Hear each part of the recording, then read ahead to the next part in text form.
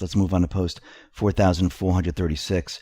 Now, this is a Twitter link to the Obama Foundation, and it says, "Do you tune in at Barack Obama's commencement message last night? Here are a few of our favorite watch parties. Respond to this thread with your photos from last night and keep the celebration going at obama.org. Now, this tweet was from May 17th. And in this tweet, it shows someone holding up a sign that says, "This is America," and it has George Floyd's picture on it. Now, remember, this tweet is from May 17th. George Floyd died May 25th. Q says, reconcile. So how can something like this happen? Well, this part you need to remember, because as we move on to the next post, it will start to make sense. When you tweet out and you link to a website that has a picture, it's going to show up in your tweet, right? So this was on May 17th, and this was linked to the Obama Foundation website. Before this, it was still linked, but it linked to a different picture. They changed the picture on Obama's Foundation's website, and it changed the picture here on the tweet. This is why you're seeing "This is America, George Floyd." So it's an older tweet with a new picture. This happens quite often on Twitter. If you search on using TinEye and you search for this picture, it looks like the Obama Foundation is the only place TinEye finds it on. It's the first publish, I should say.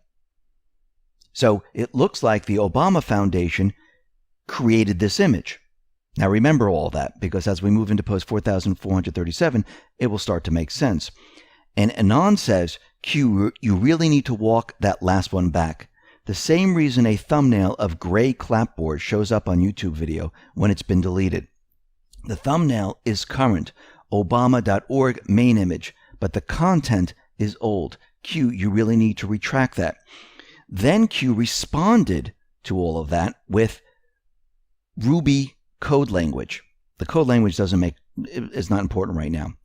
The important part is what Q gave us here, the validator, where you enter a Twitter username, Twitter password. Q has given us code for a specific reason. So, like we said before, when you have an older tweet that is linked to a website and the website changes its picture, the picture will change on the tweet, making it look like, oh, they must have known ahead of time.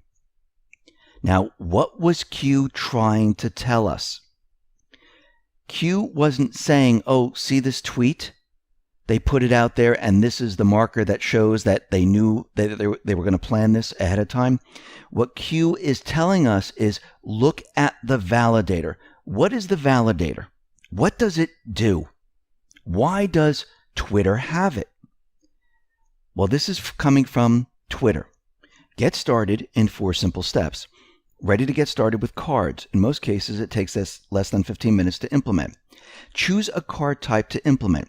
Add the correct meta tags to the page. Run the URL through the validator tool to test. If you're working with a player card, request approval from whitelisting. All other cards do not need whitelisting. After testing in the validator or approval of your player card, tweet the URL and see the card appear below your tweet in the details view. We hope you enjoy using Twitter cards. So the picture down below is part of the tweet, which is the card.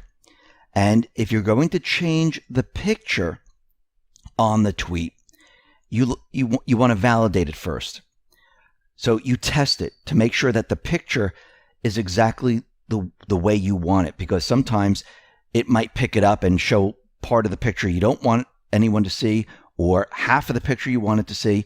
So you test it with the validator to make sure you get the shot that you want, that it's picking up the correct picture from the website.